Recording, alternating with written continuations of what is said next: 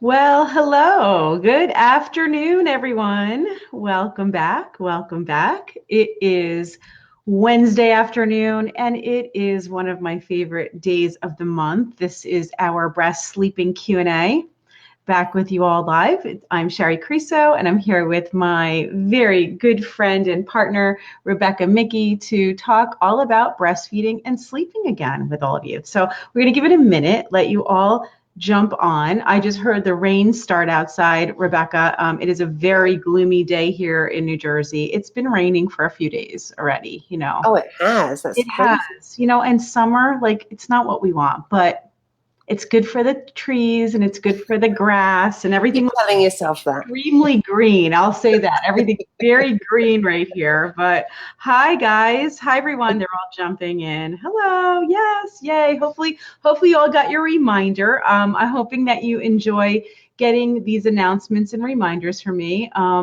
And if you don't, remember, you can always unsubscribe. I don't want to annoy you if you don't want to have it. But for many of you, I know what it's like to be busy, to be I can't keep up on all of your posts. Just send me an announcement when you're going to go live. So hopefully you are all enjoying that and more to come. More to come. Okay. Yes. Hi. Raining in Grand Island, Nebraska. Is that Nebraska? N-E, Nebraska, right?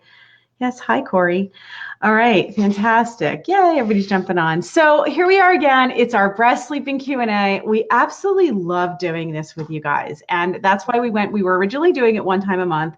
Now we're doing it twice a month because the questions are, furiously coming in all the time. And it's a great opportunity to post your question, have both Rebecca and I be able to answer them for you. And on two topics that we always say, just go hand in hand, which is breastfeeding and sleeping, or breast sleeping, as we have coined it, because they really do go hand in hand. And it's the two things that, as a new mom, we know are like top of mind. Top of mind, the thing that you may be struggling with the most. So this is a good opportunity to do that. For those of you who don't know me, I will quickly introduce myself and then hand this over to Rebecca. Again, I'm Shari Criso. We always have new people. If you're new, please tell us you're new. I want to hear from you because we always like to welcome our newbies here, okay? And I am a registered nurse. I'm a certified nurse midwife and an international board certified lactation consultant. I've been taking care of moms and babies for over 28 years. 28 years. Yes, it has been that long. But I started when I was like 5, Yeah. He laughed. Joe laughed in the other room. Okay, that I take offense to. That not.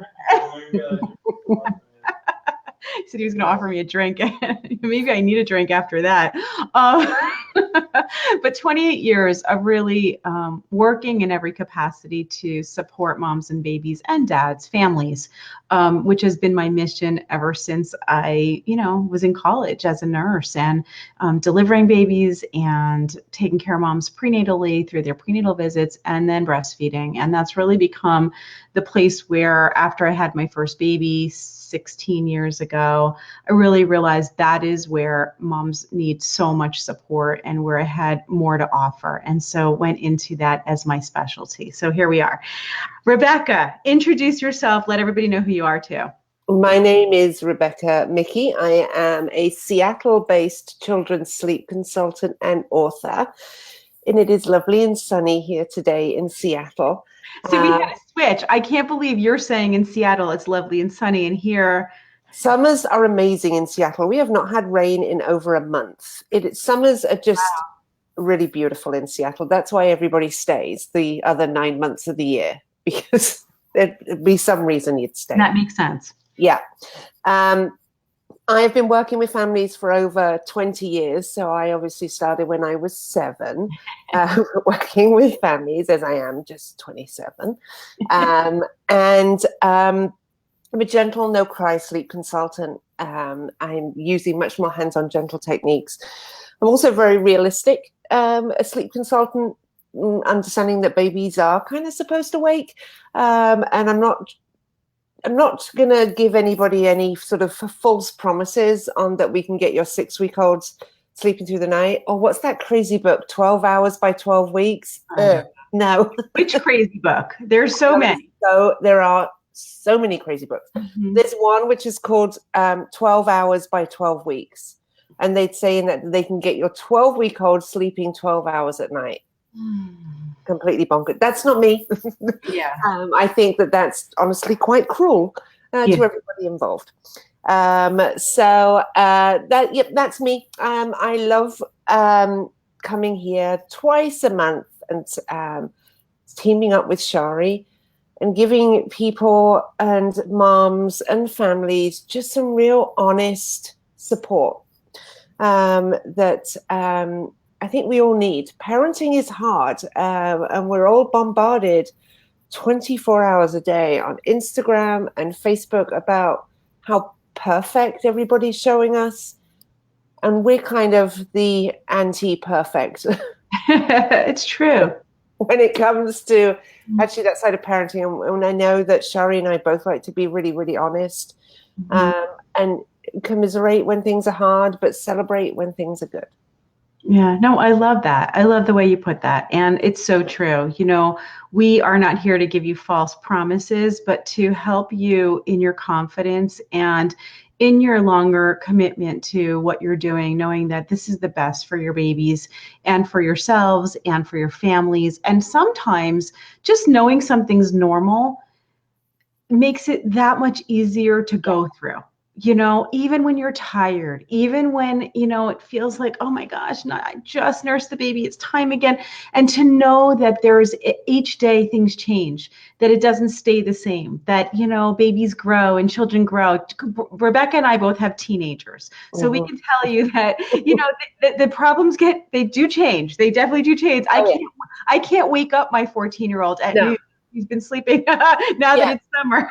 It's 10 a.m. and my 14-year-old is still in bed. Main's still sleeping. It 1 o'clock? She's still upstairs in her bedroom. Yeah. So obviously things do change. And mainly what we love to talk about is the normal, because so many of you really do fall into the normal of you know, the normal variations of how individual children sleep, wake, eat, feed, all those things. And when we know the norms and we know that we are just falling within that, it does put our minds at ease, even if we're tired, even if it's a tired mind.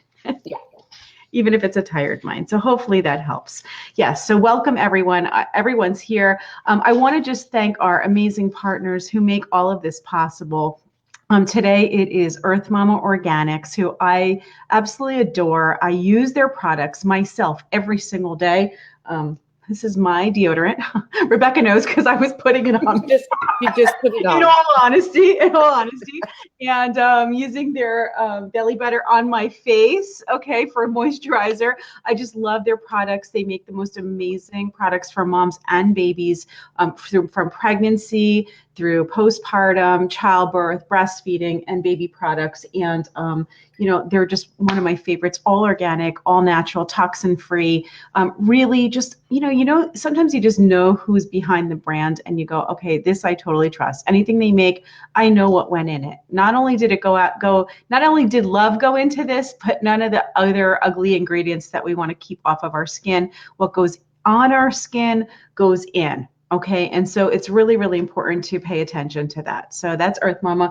And then, of course, Breast Support Pillow, who I just love. Anita and Nadia, the two sisters who invented this genius product that helps to support your breast while you are nursing and helps to position hands-free, making the latch easier and everything else. So let's give some love to Earth Mama Organics and Breast Support Pillow. They're going to be our partners today, and we also have prizes, of course, from them. Okay, and like if you guys have been here before, would you know the way to get the prize? Joe, are we all set for the prizes? Okay, so all you have to do to get any of the links of what we're talking about today, if we mention something, if we to enter to win the prize, all you need to do is type the word win right now. Okay, just type it right here into the comments. Very simple. Type the word win. I actually have a little reminder that we can put up to say, here we go. Type the word win now. Okay, and that will send you a little message from me. It will be a instant message on Facebook Messenger, and it will once we're done with the show, you just type the word win again in your message and you will get the links to everything and you'll be entered to win both the prizes. Okay, just follow the directions, you'll see. And if it doesn't work, if that, sometimes Facebook is glitchy, if that word doesn't work when you type it, there's also a link in the post here for this Facebook Live that you can click on. It will do exactly the same thing. All right, exactly the same thing. So there we go. Win, win, win, win, win, win. All right. The other thing that you will get inside that message is a link to join us live today. And what do I mean by that? Yes, of course, you're all here with us live. You're all in the chat. But we also open up these sessions to anyone who wants to hit the link, jump in, and join us like on camera to ask your question directly. We always have a prize, a special prize for the first person to do that. And so if you would like to jump in, here's the link. Here you go. Okay, it's a bit.ly live 72518, and that's also in your message. So if you want to do that, jump in and ask your question. There we go. That's all the housekeeping right now. Okay, should we get to the questions? Yes. All right. And look, the time is 111, which is my birthday. So it's time to answer questions, right? It doesn't mean today's my birthday. That's just my birthday. I'm an all ones kind of person. All right. So here we go. Let's do the first question. And the first question came in from Katie. This question's for sleep, Rebecca. Okay. She says, my little one is 4 months old. He is nursing almost all night. And when I lay him down in his crib, he is back awake. Is it normal for him to be nursing almost all night? Usually he's awake in his crib. Once he's in my arms, he's back asleep. Any tip on keeping him asleep in his crib? 4 months old. So this can be kind of normal, which makes it super frustrating, but this is certainly not unheard of. A couple of things I'd make sure that you're doing. One would be swaddling. Unless he's rolling over comfortably from back to front, then you no longer want to be swaddling. But actually swaddling can really, really help, because when you're holding him, he's nice and snug, and you're doing that transition, he's suddenly not snug. He's not got that pressure against him. His arms and legs are kind of going everywhere. So swaddling can really, really help keep kind of arms and legs from flailing around when doing that transition. May also be that he's not in quite a deep enough sleep before you're transitioning him. He will be falling asleep, and then the movement will start bringing him awake. And so what happens is the lighter sleep that he's in, the more likely he is to wake up. So waiting until he's in a bit of a deeper sleep, and then doing that super slow transition where it's really, really slow. Because the more jolty that movement is, the more it's going to wake him up.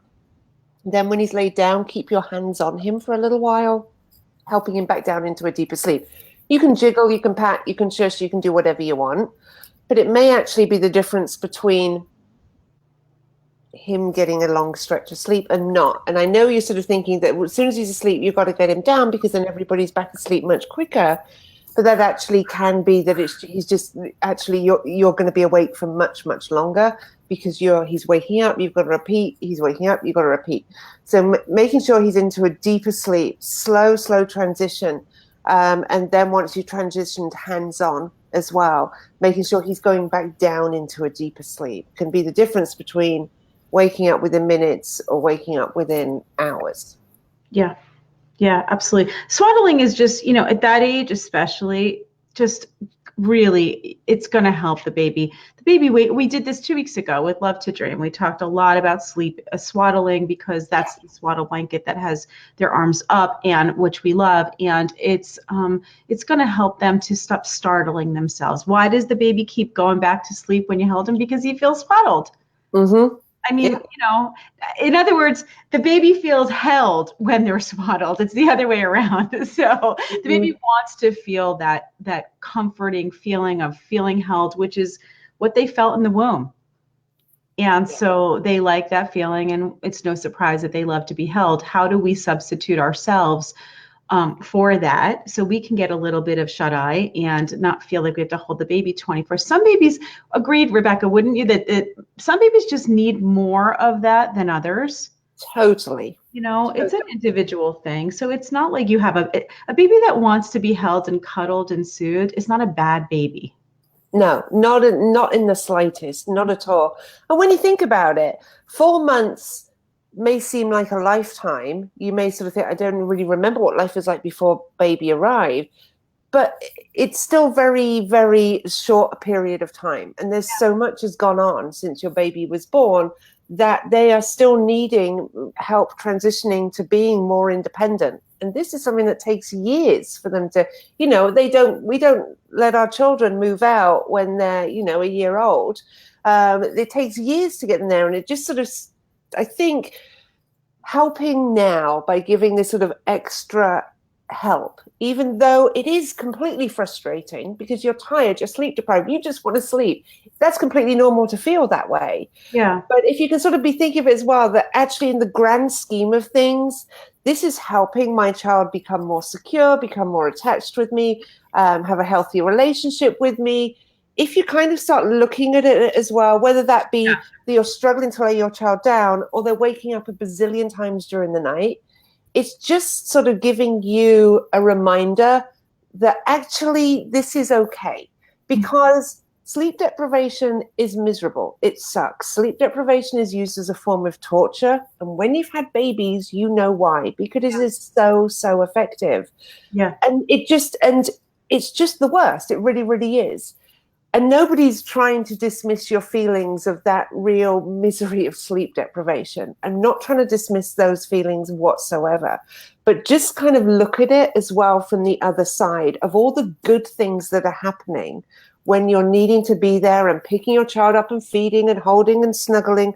And all of these things are going to then sort of just make you feel that, oh, it's not actually all that bad. So you're not just thinking of that, I'm so tired, I could cry. Yeah. Yeah, you're going to feel that a lot of the time, but look that other side, and it's just going to help you then feel that actually in the long run, all this is good. This is really good for me. This is really good for my family. I think that it's not just about letting yourself become sleep deprived. It's about adjusting your life to what your baby's needs are right now. So if the baby's waking at night to eat frequently, which is normal, it's what we want from a breastfed baby, then you have to sort of think, well, if this is how I approach all of my teaching. Like when you take my class, my Simply Breastfeeding, or any of my classes, or some of you have been listening to me for a long time, when the way I approach it is this: if this is the norm of what a baby does, then we need to think, well, we are supposed to be adapting around that norm, that biological norm of what that baby needs. So if the baby needs to wake during the night and we need to somehow stay healthy and not be completely sick from being sleep deprived, then what do you need to do? Instead of asking, what do I need to do with my baby? Ask, what do I need to do to adapt to my baby's needs right now? Which means I need to not worry about the laundry right this moment. I need to not plan all these things for my day and have a million visitors coming in so that I just don't get any sleep. Those are the things that you can control in most cases. Of course, there's some moms are back to work and there's all kinds of things that go into that. But I'm talking about just how do we adapt our life to meet our baby's needs and ultimately really our child's needs for a very long time. How do we adapt our life? And by doing that, you will start to understand that that's the norm. That's the biological norm. We need to go with it. And the last thing I want to say about that is, if the biological norm is for your baby to wake frequently to feed, to maintain your milk supply, to maintain your baby's weight gain and growth, and to maintain your baby's desire to feel held and have that, cuddling need met, then you have to think, women have survived for hundreds of thousands of years with this sleep deprivation. And they're okay. And their milk supply is still okay. And so if you have that question in your mind that I'm not sleeping, I'm not going to have any milk, that kind of doesn't make any sense evolutionary wise. It just doesn't make sense.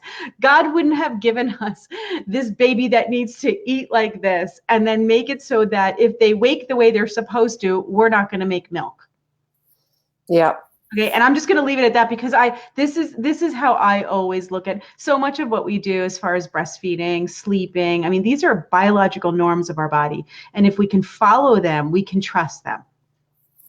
But that doesn't mean that they're easy. And that's No, the no, no, thing. no, You no. often think because it is But one so of these. so is birth. Birth is Yeah, not easy. exactly. Yeah. But you think, well, this should be really easy. You think breastfeeding, it should be really easy. This is Easy easy. never comes into my equations. In fact, my whole, the Simply Breastfeeding class, it's called Simply Breastfeeding. My tagline and everything I say about it, probably in the first sentence in my class, what I say is breastfeeding is simple but not easy. Okay, so we're talking about there's a difference between simple and easy. Simple is what is the baby doing? Let me follow that. Yeah. Okay. Let me not complicate it with all my panic and worry. Let me not complicate it with trying to get a newborn to do something that they aren't supposed to be doing anyway. Mm-hmm. But understand that it's not easy. None of this is easy, and there are ways to make it easier. Yeah. Like, God didn't invent love to dream swaddle blankets, but somebody wonderful did, right? To make it easier. Yeah. Doesn't mean it's going to be easy. Yeah. But I remember. Do you remember thinking that when you had a newborn that? uh, And I remember thinking about how mothers have evolved and everything, and just thinking, well, this is supposed to be easy. This is supposed how it isn't. It's Yeah. supposed, and it's not, and it can get that sort of bit of doubt that. And I'm sure every single mother has felt this. What am I doing wrong? Yeah. It must be me. What am I doing wrong? And it's just kind of like, yeah, this is not easy. And it's just getting that support. It's only been within the last couple Yeah, of that's it. generations It's the that support. What's missing from like through the millennia of like when we've done this, what's missing and what has changed, our babies have not changed. no. Our bodies, for the most part, have not changed as far as our ability to produce milk, our ability to feed, all these things, our ability to birth. Okay. Our bodies have not changed. Biology has not changed. What has changed is our environment Mm-hmm. and our way of life Yeah. and the idea that we're so isolated. We don't have the extended family to Mm. take over. We don't have every aunt and uncle. Some do, right? But we don't Yeah. have everybody just living under one roof and able to support. And that is what has changed. If there is something to look at, I turn back to how things were done and try to incorporate more of that into your life versus trying to get your baby to adapt to modern life. Yeah. Including baby wearing. Really great way to, Oh and that's what gosh. they Yeah. do. It's a way to have your baby held and you can move around a little bit. So, Yeah. all right, that's Rebecca and I going on a topic that we love to talk about. And hopefully that was helpful for you too. Sometimes it's less about the content and the information that we're giving you and more about the context of how to look at things and how to reframe things in your own mind of what's normal and just that alone, you can carry that into each situation Mhm. to make life just easier for you to deal with whatever's coming. I want to get some hearts going across the screen. We want to see some love coming across. Hopefully you're feeling our love to you. I'm trying to tune in with each and every one of you. I see your names coming up and I'm sitting here literally thinking about what was it like to have a new baby? What was it like to be in the situation that you're in right now? It wasn't that long ago for me, and I'm dealing with other things right now. But I hear you and I feel you, and I know Rebecca's feeling you too. So hopefully you're feeling our love. Let's see some love coming back. All right. Make sure everybody's typing win.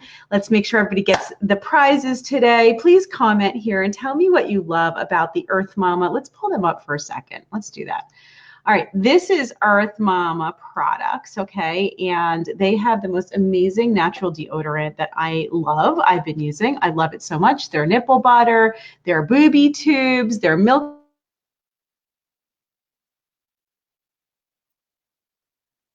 Oh, sorry.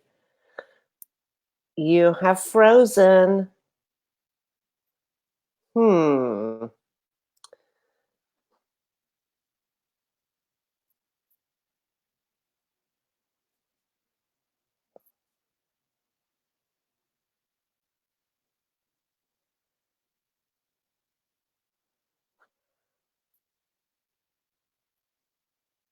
Yeah, Shari is frozen.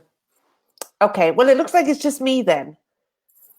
Shari, we can see you. Your face looks a little bit funny, but you are frozen. I don't know if you need to go out and to come back in. But no, we can't. You're frozen. We can't hear you. Okay. You know what I am going to do? She may just cut me off because she may just start. Can you hear me? That's what I want to know, because there's no point in me speaking if you can not hear me either. Because I can answer some sleep questions. I saw loads of sleepy questions come in. I can certainly answer those if need be. I may as well just have a little look. There were some great questions. Okay. Sherilyn had a question of having a hard time transitioning to the crib. He just turned 6 months Monday, half a year, and he won't sleep in it. And my family keeps telling me to let him to cry it out. Okay. So 6 months, again, let's look at the grand scheme of things here. A 6-month-old is still pretty tiny. What I would do is, we want your child to be comfortable with the sleep space. So if they're going into the crib and they're waking up and they're like freaking out and it's just not happening, what I would do is make sure that your child gets comfortable with that sleep space. And that comes with playtime in the crib. So what I would do is have just some awake time, not when they're tired, not when they're hungry, but just have some awake time in the crib every single day. What then is going to happen? Can you see me? Yay, you're back. I can't yet. There's a delay. I can't tell with Rebecca. I can hear you and I can see you, Shari. Okay. You're back. She said yes, you're back. Okay, I can't hear anything. All right, I'm taking Rebecca out for a minute, and then I'm bringing Rebecca back in.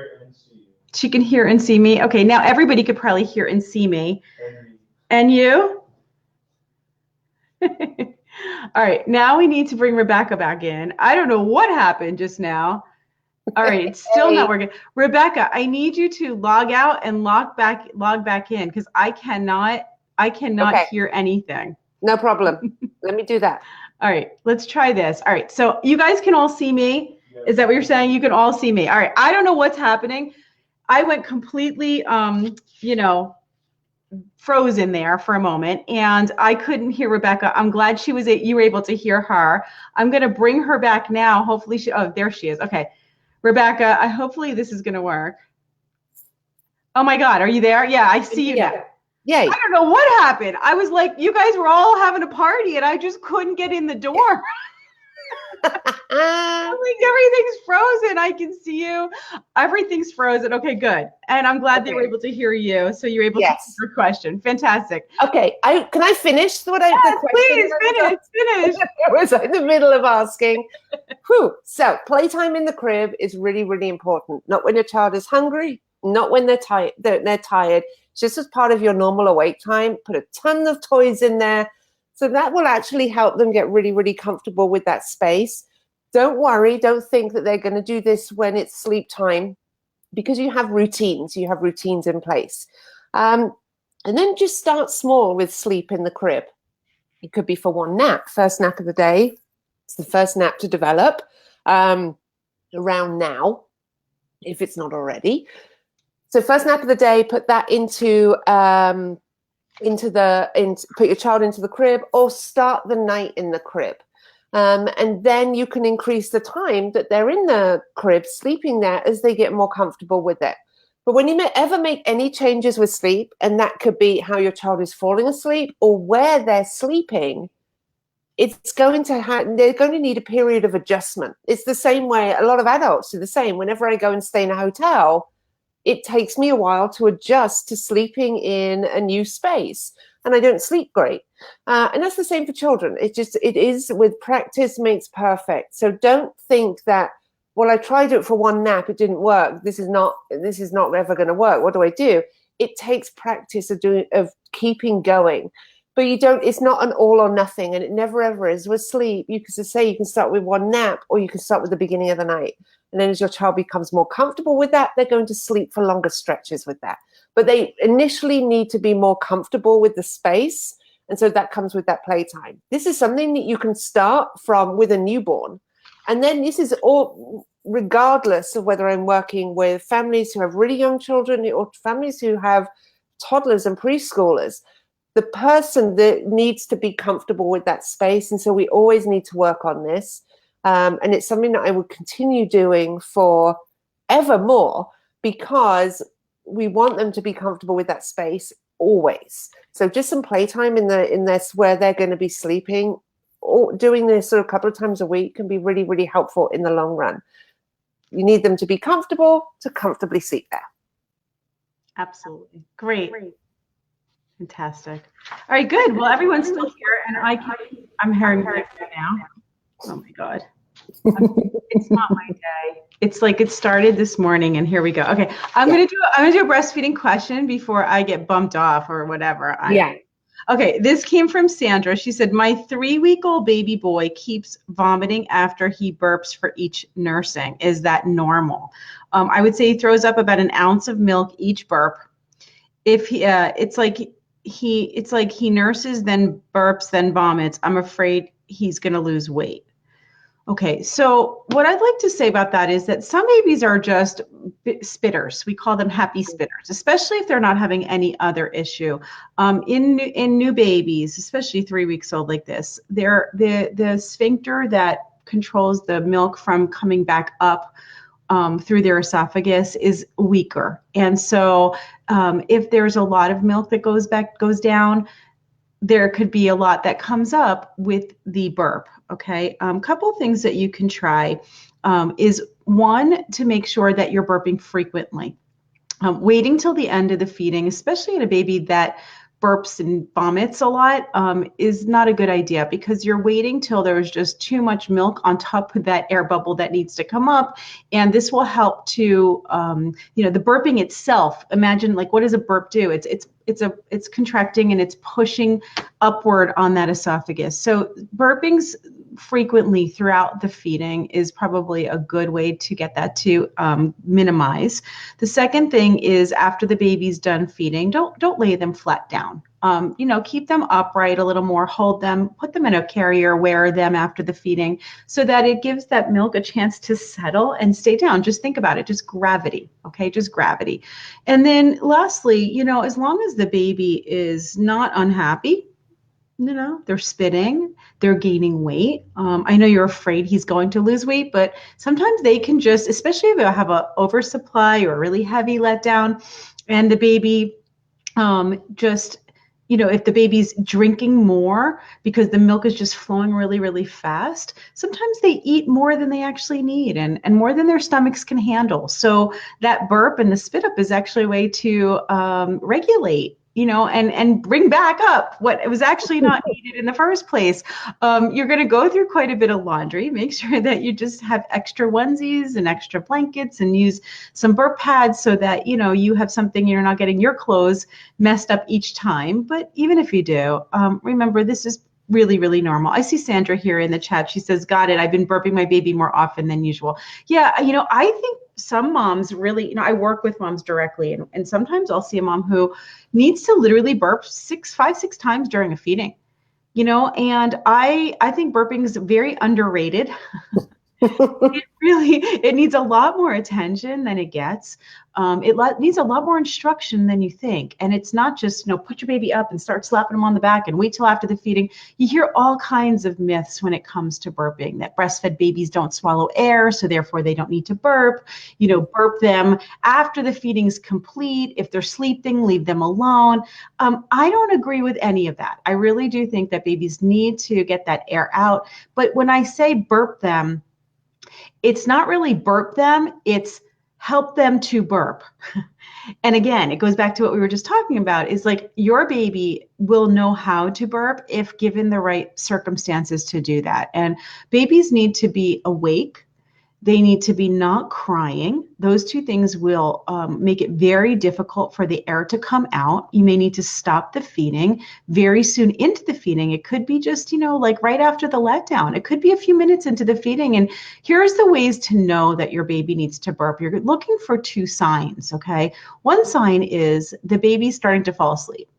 Okay, if your baby's falling asleep at the breast and has not burped, take the baby off right away and burp the baby because the baby needs to be awake. And then the second sign is, and you're going to know what I'm talking about. You're holding the baby, you're nursing, and then all of a sudden, out of nowhere, the baby's like arching their back, pulling off, or like just even wiggling their whole body. They were very nice and calm. A baby that's latched well is just going to be calm, nursing, and focused on the latch and on sucking and swallowing. If the baby starts to arch or the baby starts to kick their arms and legs, what happened is the air went down. And so they feel that. And when they feel that is a great time to jump on it, help the baby get that air out, and then put them right back to breast. It'll have the easiest time doing it.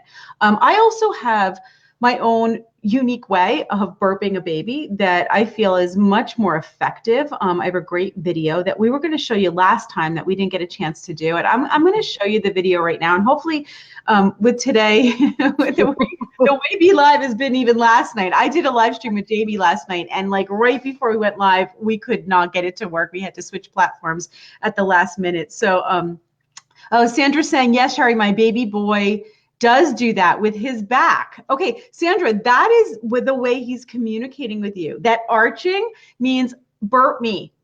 It means air went down. It's like, imagine drinking a soda really fast and those air bubbles and it like hurts. Mm-hmm. You know what I'm talking about? Like it hurts you. It swallowed too hard. That's what you're feeling. And then you know how you feel when you do that. You have to burp. That's what's happening. Okay. So I'm going to go ahead and play my burping video for you guys. And hopefully this works. All right. Burping video. I want to be able to show you how to properly and effectively burp your baby. Now, many people think that a breastfed baby does not need to burp, and nothing could be further from the truth. Anyone who swallows air, and whether they're bottle feeding or breastfeeding, they're going to swallow air. It's not working. Of course not. The best way to get... Why would it? What? Why would it work? Baby is not crying, and also to make sure that your baby is awake. Okay, we're gonna shut this off. I'm kind of hating Be Live right now. All right. I'm so sorry, you guys. I'm trying my best to make this work. But you could hear the sound. You couldn't see the video. Okay, so what we're going to do is I have this video right here on my Facebook page. It is actually the featured video if you go to the video section here in my Facebook page. You can also join my private group where we have all of these videos and a lot more, okay, for you to watch as part of my library. So Stephanie, can you go ahead and just tell everybody the name of the group they're posted, and it's also in the link to join my private Facebook group. Anybody here part of the group? Because you're part of the group. Can you believe how amazing everybody is? Like I'm just like in awe every day looking at the support, you know, that is being offered. Just everybody posts and then everybody jumps in and offers their experience and their support. And it's just the most loving community. I mean, I'm not surprised just knowing my followers and knowing what we've created here on social media, which is not always the most loving place. So I'm not surprised by it, but I'm just still in awe by the amazing people. So are you guys loving it? I love it. I love it. We have so much more to come. We have so much that we're planning to do, but right now we're just, opening the doors and letting amazing mamas in. And we post a link to the video. Yeah, if you go to my Facebook page and you just click on videos on the tab, on the side tab, yeah, Joe's gonna post the link. Joe's gonna post a link for you. Short Corey, no problem. But that's my answer with burping. And watch my video because it will give you anybody using that technique and getting a lot of good results. Because I think that video has Rebecca, it has 4.2 million views on it. That video. Great. And I read through the comments of people who don't follow me, but just watch the video and try it. And they're like, oh my God, it totally works. It totally works. Yeah. And that was, that was the trick I would teach all of my private students, and it did work. And, watching the video, I'm so excited to see, so many moms in the world. No, I always share it with clients. Always share it with clients. Yeah, no, it's a great video. It's a great video. Let's also, let's just show real quickly the breast support pillow. Okay, this is the breast support pillow. I didn't get a chance to scroll through the pictures here. That's the little pillow that we're talking about that is the prize today, that goes under the breast to support the breast during a feeding. And you can see it here because I think there's some confusion sometimes when I talk about this pillow of it being like a breastfeeding pillow. And although it is a breastfeeding pillow, it's not in your traditional sense of what you think of where you're laying the baby on it. You're laying your breast on it to hold up the breast. Okay, so this is one of our prizes today. Make sure that you type the word win and tell me what you love about these products too, about Earth Mama, about the breast support pillow. You guys have seen me talk about this for years now. I mean, come on. We've been talking about this for years. If you've been watching, you probably have one. You may have won one. I want to hear from you. All right. Let me do one more. I had a sleep question here. Oh, I marked this one for you, Rebecca. It's from Elizabeth. And she said, I have a 2-week-old and a toddler at home. Our toddler's sleep schedule has been out of whack ever since our newborn was brought home. How can we get back to our little one's sleep schedule? That is a great question. It's a great question. I'm sure it's something everybody struggles with when they're bringing a baby home. I would just, cut yourself a little bit of slack here. Things are going to get wonky because everything's all up in the air. And then we know what that perfect routine looks like because that's what you were doing previously. So we know what that is, but let's see if we can make a sort of middle ground routine, something that is actually going to work for you sort of in the meantime as you're working towards getting fully back on track. And that may be that you're going to start your day at the same time each morning. Set yourself up for a reasonable time. I would love to start my day at 9 a.m. every morning, but realistically, that's not really going to happen. And so set yourself up for a time that's actually okay. And that could be 7, that could be 6:30, whatever that time is. And get your child up, wake your child up at that time. And I know that's that never wake a sleeping child. Your child's a little bit older now, and you can do that. But what that does is waking up at the same time each day just sets your day up for naps that are going to be happening around the same time each day, and then a bedtime that's going to be happening around the same time each day. So that just kind of sets you up for the day. And try then, then after so many hours of being awake, your nap time is going to be this time, and then you're going to have bedtime within this time. Have sleep windows as well. Rather than a 7 o'clock bedtime, you may have between 7 and 7:30 is going to be your bedtime. And it just gives you a bit more wiggle room of what is still a normal bedtime. Because if you think, okay, bedtime's got to be 7, and then it slips because of whatever, and it's now 7:30, 7:45, you just kind of think, oh, we missed it again. If you have that window, you're like, yeah, we made it. It's good. We're all good. We got into bed within that window. So just give yourself window, cut yourself a bit of slack, and start your day at the same time each morning. Perfect. Very, very reasonable. Good. That's a question that the whole idea of siblings. I think we should do a whole topic show just on breastfeeding and sleeping when it comes to bringing home new baby and an older child. I think there's a whole new dynamic, obviously. It's like breastfeeding, sleeping, and then add in a toddler into the mix. And so I think, how do you guys feel about that? We should do that, because even for moms who are dealing with it now, or if you just have your first baby, it's going to be something, if you're planning to have any more, it's going to come up in the future. So I think we would like to do that. We got to write that down. Stephanie, write that down for me, please, as a reminder that we can do together. Rebecca and I can do that together. Let's do a question that came in on breastfeeding from Anabia. Anabia said, any mom and this was actually a question that was in our group, that was posted to the group, that she got some responses to. I'd like to address it as well. We're going to answer it here.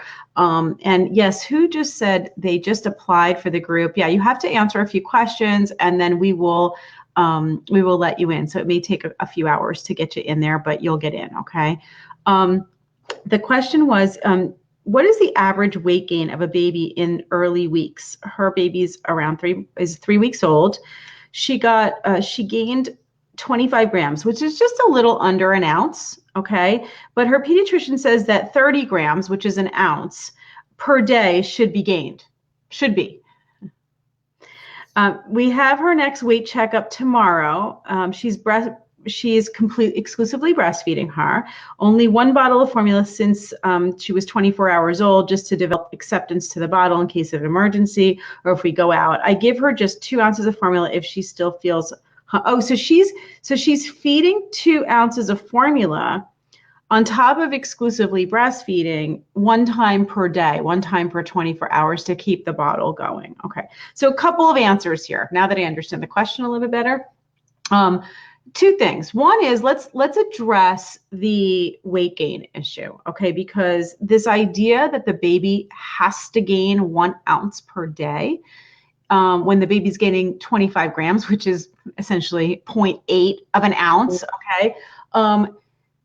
The fact that the baby's gaining even 0.8 of an ounce is even, and consistently, is more than I would even expect. Okay. So this idea that they have to, and I hear this a lot. I mean, this is like a standard answer from pediatricians, that they should be getting an ounce every single day. And if they're not, then somehow they're not getting enough and you should supplement. And that's completely false. Breastfed babies should be gaining, or typically, I'm not even going to say should, because this can even be different, but typically on average will gain about 4 to 8 ounces per week. On average, okay? And I have a whole chapter about this in my class, because it is, if you think about it, if we have false information or false expectations of what your breastfed baby should be gaining as an exclusively breastfed baby, then we will automatically assume, and they fall short of that in any way, then we will assume that you're not making enough, or you will start to assume, or you'll be told that you're not making enough, and therefore you need to supplement. And then the supplementation itself, that was never necessary to begin with, will start to affect and decrease and impact your milk supply. So now you end up with the issue that you never had. And now everybody was right. Yes, you had a decreased milk supply. Okay, you can see that, you can see the cascade of issue that occurs from just one false statement. And so super important to get this clear. Babies that are breastfed gain 4 to 8 ounces per week on average. Not every day, not every week. They go through growth spurts. Mm-hmm. Some days they will gain nothing. Some days they will gain 4 ounces in a day or in a week. Okay. They will not gain consistently every single day. That is not how breastfeeding works. And let's go back to, again, that first conversation that Rebecca and I had at the beginning of the show, which is the biological norm. We need to adapt our ideas and adapt our thoughts and our behaviors and our reactions to what is the biological norm. What is the baby doing? Not try to put the baby into some category or within some kind of framework that someone designed. This 1 ounce a day is like someone designed that, and most likely based on formula-fed babies, where you're feeding the same thing, the same amount throughout the day consistently, whether the baby wants to take it or not. It's being poured down their throat. They're eating more than they probably would do at the breast. And so, yeah, you may see that ounce a day on a formula-fed baby, but again, Why not keep formula-fed babies and bottle-fed babies in general, even if it's breast milk, to the biological norm of what a breastfed baby does when exclusively eating at the breast, which is about 4 to 8 ounces per week on average. And average means don't weigh the baby every single week. If you weigh the baby every single week, then you will have fluctuations where you'll see, oh, it's only 2.5 ounces this week, or it's only, in this case, it's like 3.5 and it should have been 4. Like, as long as the baby is going in an upward trend, the baby is gaining, the baby is, and you won't even know. If you're not weighing every week, you won't even know, but the baby is peeing 6 to 8 wet diapers in a 24-hour period. The baby is pooping. The baby is hitting all of their developmental milestones. The baby is not crying, inconsolably between feedings or after a feeding or during a feeding, trying to get more milk, but looks satisfied. The baby is got rolls on their body. There's subcutaneous fat on the baby, and everything looks fine. And your gut as a mom is telling you, my baby seems nourished and fine. The only issue is when we put them on the scale and it's not up to par with what the pediatrician said there should be. Okay, then I would say there's nothing wrong. Wait a month, 4 weeks, put the baby on the scale, see what the weight gain was, divide that by the number of weeks since the last time that you weighed the baby. Did it come out to be on average 4 to 8 ounces per week? We're in good shape. And that again is the typical. Could it be more? Absolutely. Could it be a little bit less? Absolutely. If it's less, is it an emergency where I say now start supplementing the baby, even though there's no other signs of the baby having any problems? Then no, that would be the sign for me to go see a lactation consultant, to get an expert's opinion, to reach out to an IBCLC and find out, like, baby's doing well, everything seems fine, weight gain's a little slow. And what you might hear is that after the full evaluation, the IBCLC will evaluate the baby's suck, do a weighed feeding, make sure that the baby's doing well. All of their signs are good. It could be that your baby just grows a little slower or is just a little smaller. We have big people, we have small people. And so I think this is just probably one of the biggest and most important things that we can talk about when it comes to normalcy and biological norms and allowing our babies to grow at their own rates so that we are not introducing something and creating problems where there is no initial problem. And so there's my soapbox. Now I'll step down. But it drives me crazy. It just drives me crazy because of what do you hear as like one of the biggest issues that breastfeeding moms face? It's that they don't think that they're feeding, that they're able to produce enough and feed enough. We don't have enough milk. How does that happen? What's probably one of the most common reasons why they think they're not making enough? They're not gaining fast enough. Yeah. It's you got to remember poo in all of it. You always got to remember the poop. You've always got to remember poop.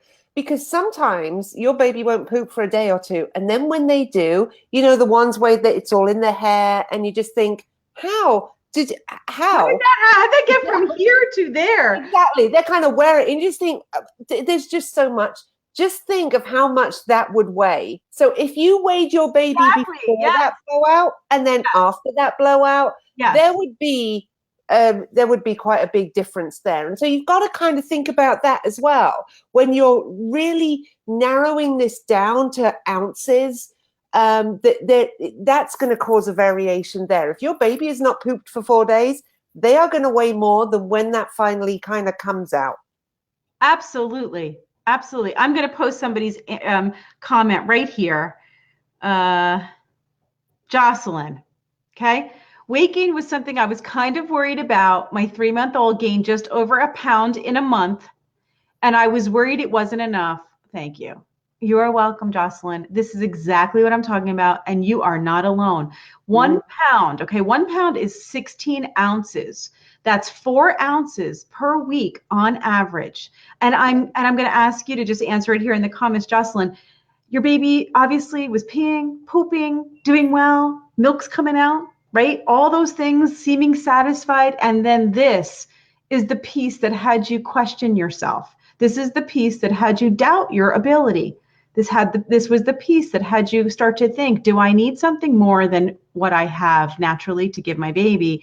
And did your pediatrician, I don't know, this could be a yes or no answer, I'm not sure. Did your pediatrician encourage you or discourage you at this point? And I find that, unfortunately, often this is the discouragement where it's like, well, it's not really what we would, even if they're not telling you to supplement, they're making you feel like there was something you did and there was something wrong with this result. When actually, congrats, Jocelyn. You did amazing, Mama. You did exactly what you were supposed to do. We can't force them to gain more than what they need, nor do we want to. Okay, yeah. Breastfeeding. One of the benefits of breastfeeding is a decreased risk of obesity. Don't we want that? We want our babies to have that lowered risk. Why does that happen? Yes, it's the breast milk. There's components in the milk that help. Yes, that's part of it. But the big part of it, and we know this because of some research that was done on bottle-fed baby, and I'm not just talking about bottle feeding formula, but bottle feeding with formula or pumped milk compared to breastfeeding, nursing at the breast. And we saw decreased incidence of obesity with nursing at the breast. And that's because we are allowing the baby to understand their own fullness, to stop when they're full, to teach that part of the brain a lifelong skill that some of us really need to know how to stop eating when we are not hungry, and to eat to feeling good and not to overstuff. But with a bottle, we tend to finish what's in the bottle. And this happens even for pumping moms, where there's just a little bit left, just pour the rest down. Maybe they'll sleep a little longer. Maybe they'll, maybe this milk won't be good for the next feeding. Another myth I talked about yesterday on the live stream with Jamie. I don't want to waste it. So just get it down into the baby. Those things are, you want to avoid doing that. You want to avoid doing that, especially if you're breastfeeding. And if you go to pump and give your baby a bottle, try to mimic what the baby does at the breast. Again, back to the biological norm. Keep mimicking what a breastfed baby at the breast, if there were no pumps, if there were no bottles, if there was no formula, if there was nothing but you and your baby, what does that baby do? And if you have to substitute any of those things, which is absolutely okay, let that be your guide. Let that be your guide. Okay. So fantastic. You're doing wonderful, Jocelyn. I'm so happy you commented here. So happy this topic came up, because it seems like that was the theme today, Rebecca. I would say, just the idea of like really, really following not just your own instincts, because I think that can be hard for moms sometimes, like, that you do have instincts and you should be following them. And the instincts, you'll know what those instincts are because it's kind of like this thought in your mind or a feeling. And you're like, I don't know, I feel like fill in the blank. I feel like my baby should fill in the blank. All right. That's the like inner knowing, that inner voice that's kind of guiding you and saying, these are your instincts kicking in. And if you're able to trust that, you can hear it louder, and not just, brush it off and tell yourself, I don't know anything. I don't know what I'm doing. That's very negative to talk like that to yourself anyway, because, the conscious mind doesn't always know exactly what to do, but the instinctual mind knows exactly what to do. And remember that you are the expert in your child. Mm-hmm. Absolutely. And your child is unique and individual from all other children, including their siblings. This is a unique individual person. Your instincts, your body's knowledge of how to mother, okay, started at conception. You did not need to know how to grow a placenta. No. You didn't even need to know what a placenta was. All right. You didn't need to know how to transfer nutrients to your baby from the very, very beginning, because there's a part of you in your DNA, in your body, in your makeup that knows how to grow and feed and nourish a baby. And it's there even after they come out. It's there even after they come out. If you can trust that part, you can work with the information and the content and the education and the facts and all those things on the external side and combine that with your internal knowledge, you will be great. You already are. And it's trusting that and knowing that. And so I don't know. I don't know if there's anything better that Rebecca and I can support you with than to trust that piece first and then fill in the blanks with all the rest. Yeah, definitely. Would you agree with that? Mm-hmm. Do you agree? Yeah. Awesome. Well, we're going to be doing a lot more of this. And I know that Rebecca and I just teach in a very different way. And what I love working with Rebecca about, why I love working with Rebecca, is because I think we're so on the same page when it comes to this part of it. You know, we have our techniques, we have our tips, we have our information, but it really, we're so alike in this part of it. And we're going to be rolling out some really great stuff over the next few months, memberships that you can join beyond the private Facebook group that I'm doing now, but more than that. And it will be a closed membership. I'll be announcing more. I just want to put it out there so you guys know it's coming. There's something really great coming. And if you're enjoying the conversation today and it's resonating with you and you're sitting here saying, my God, I need to hear this every day. I need to connect with you guys. I need to remind myself. I need to be with other like-minded people. This is what we're going to be doing. And so just stay tuned. Make sure that you type the word win, or you click on the link here. Make sure that you enter to win the prizes, and more than the prizes, make sure that you click on that to be part of our community so you can join the group, so you can understand and learn more of what we're about to offer coming up in the next few months. And hopefully we can be there to support you through this journey together. Nothing would make me happier, and I know Rebecca too. So Rebecca, you didn't get a chance, and I want to make sure nobody joined us today on screen. So I want to make sure that they know how to learn more about you from the Sleep Academy and what you have to offer, because it's just so fabulous. I don't want to get off before we get a chance to do that. Best thing to do is to go to my website, which is childrensleepconsultant.com. You can find out everything that I offer there. And I have a really, really extensive blog there where you can just search for naps or night times or dream feeds, and it will bring up every single blog post that has information on that. And there is a lot of information there. But the best thing to do right now, I have a big change happening with my membership site, happening within the next month. You can find out all about that by going to Children's Sleep Consultant and get on my VIP waitlist for getting first access to the new site next month. Fantastic. Okay. And you'll also get a link if you just type the word win too, in case you have only one finger available while you're holding your baby. Yeah. That makes it easy, right? Yeah. All right, great guys. So we are done for today. Okay. Everybody go join the private group. I will see you over there. Rebecca, as always, thank you so much for joining me. Thank you. It was always a pleasure. Thank you, Earth Mama, and thank you, Breast Support Pillow. Mwah, mwah, mwah. Love you. Bye. Bye.